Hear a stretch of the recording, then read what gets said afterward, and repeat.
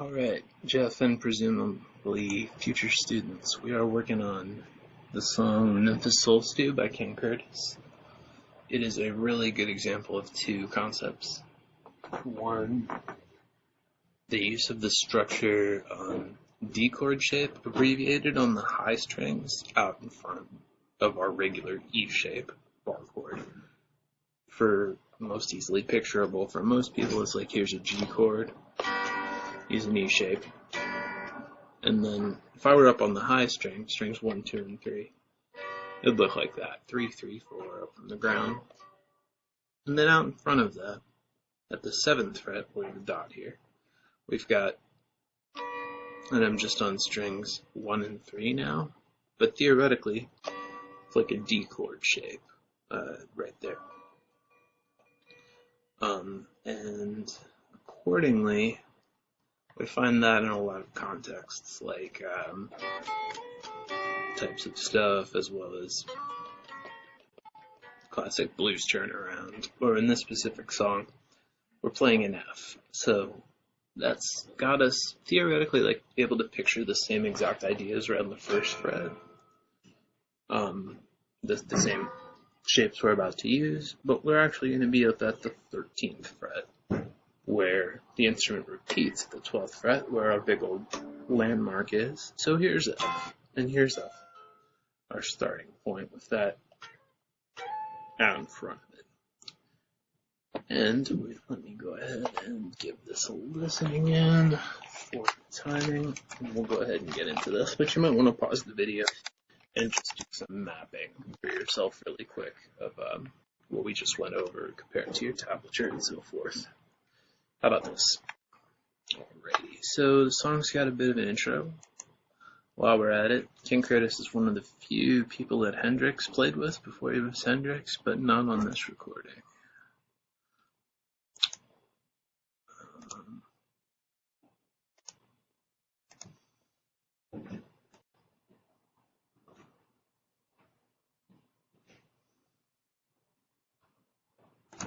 Alright, so around 38 seconds into the track, we get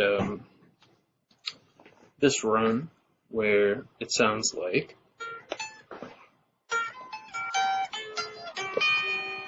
first starts.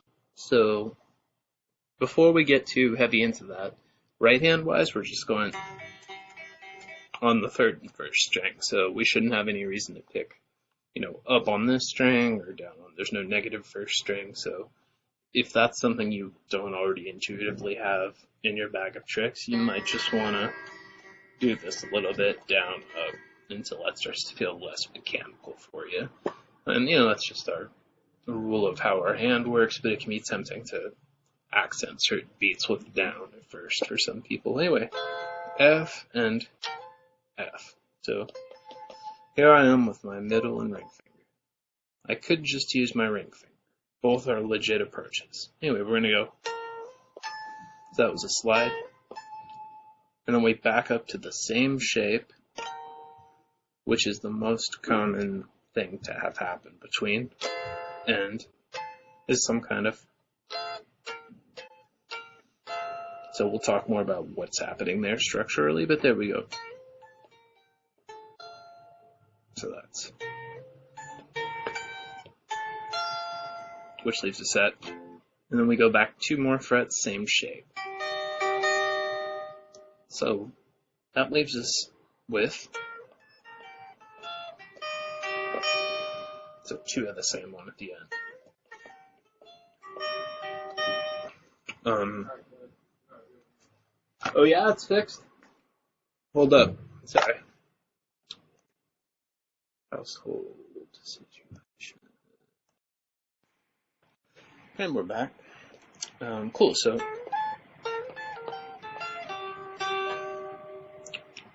and definitely suggest you get good at that before you move on. Playing this on an acoustic is going to be tricky. You'll need to immobilize here and do it with your hand, so more recommend you play it on an electric. However, 17th fret is just about as high as we can go on an acoustic reasonably, and it'll be some kind of crazy stuff like that. But just be sure you have your guitar at more or less a 90-degree angle, not out here like this, where then we'll be up in the part of the where's my elbow go land. sound when you're playing this on your electric. So, one thing that we're illustrating is this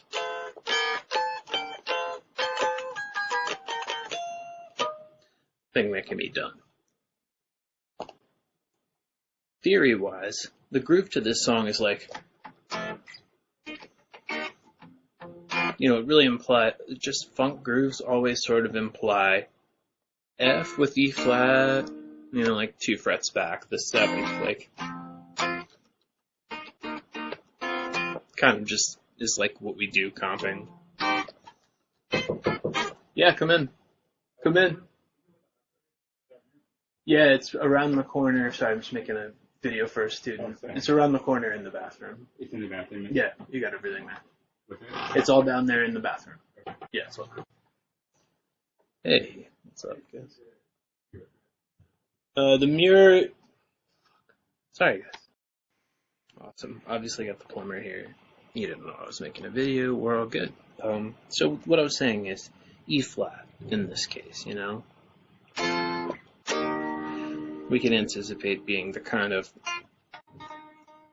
just note that sounds good in this funk context, and it's the note that we put into 7th chords. So then here we're going F, and then 2 frets back E flat, and then F, and then E flat again, like that's our D shape for F. That's 2 frets back, same shape, and then same thing with those shapes. So that's the second concept we're having very clearly illustrated here, is using a flat 7th as a core note that you can use, even though the song's in a major key. Yeah, there's the first part we got. Cool. Part 2 is going to originate right at that same spot we ended up, but we're going to slide into it. Excuse me. And then up at the 10th fret using our D shape. So that's saying E flat, and then we'll talk more about what's actually going on here structurally. But cool. So you just went, excuse me. So originating at the 10th fret, going right back to where you were. Tacking that onto the end, we've got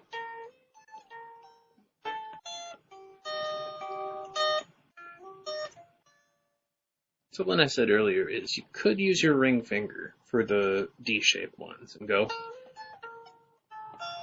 like that. If that's more intuitive for you, you can. But the other approach would be this is more makes sense symmetrically, but not really what we would do. So middle and ring or just ring.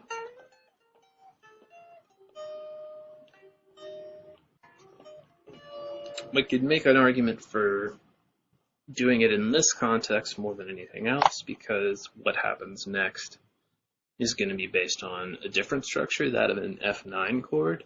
So I'm going to encourage you to get good at up till there at your, and then take it from there. So go ahead and pause your video, and I will pause and get this part for you. So F9, a 9th chord, it's a type of a 7th chord. It's the one from like every funk song, and I'm sure it's on your tablature if I just taught you this song. But yeah, it's a chord where we bar with our ring finger on strings 1, 2, and 3. Up from the ground, 8, 8, 8, 7, 8, nothing. And we don't have to worry about any advanced muting stuff right now, because we're really looking at just what's going on here. When we're playing that chord, and it is a type of 7th chord, it's got this E flat, like in all of our other 7th chords that we know. That's, E flat right there, or just the interval, flat 7th, like in Mixolydian, if we've studied scales. Cool, so if you're here doing this stuff, most common thing that happens is you go some kind of like moving your ring finger forward, stuff like that.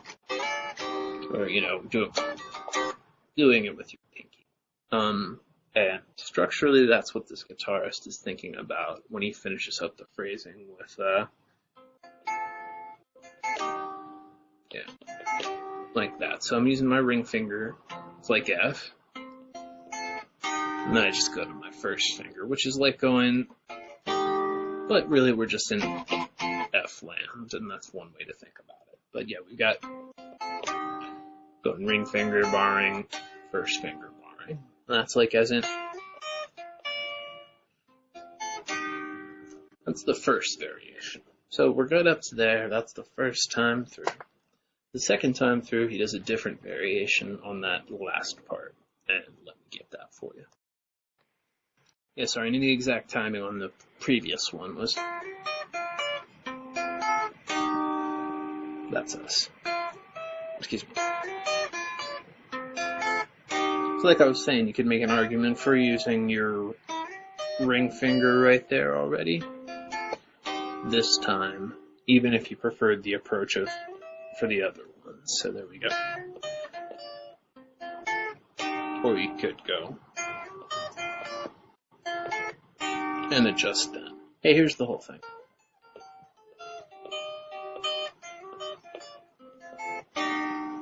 Cool. First time through. Second time through. Yeah, so the second time through, when we get to that part, after all the other stuff, we go, which is single notes, a slide that sounds like two notes, where we're hitting, two notes meaning this melody. So, sorry, one second. Once again, that was.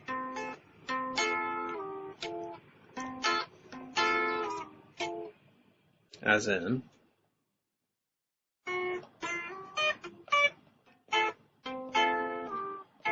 And we're doing that all with our ring finger, because it's a slide. And it doesn't count to be like, that's how we want.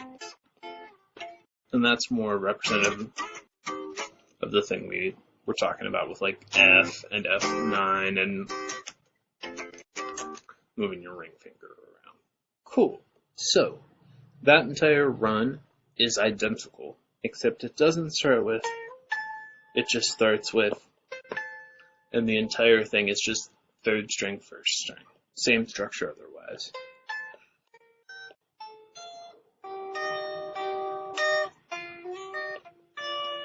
Same up to there.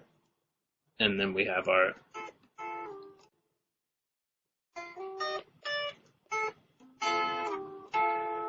cool.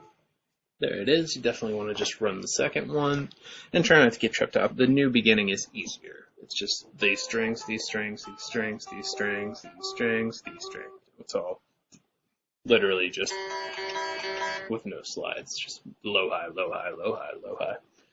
Cool. That gives us an entire tasty situation that goes.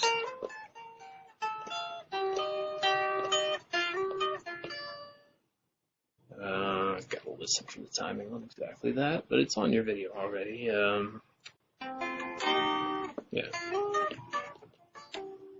Yeah, the timing's quite a bit different, even if it's really similar. Anyway, listening.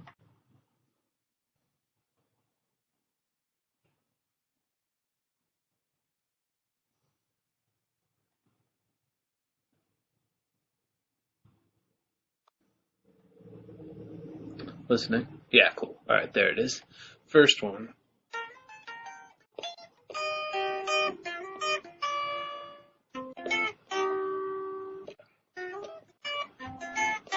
Then we get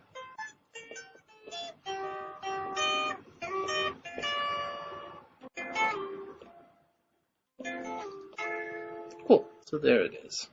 And rather.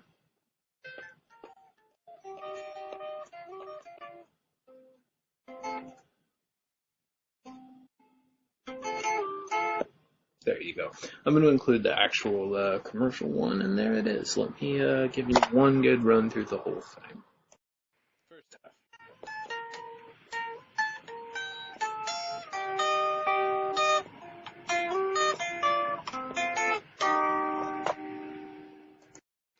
Second time.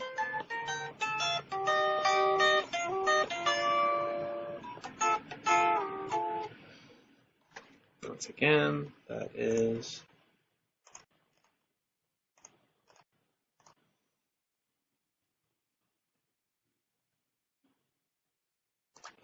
yeah, most easily demonstrated from just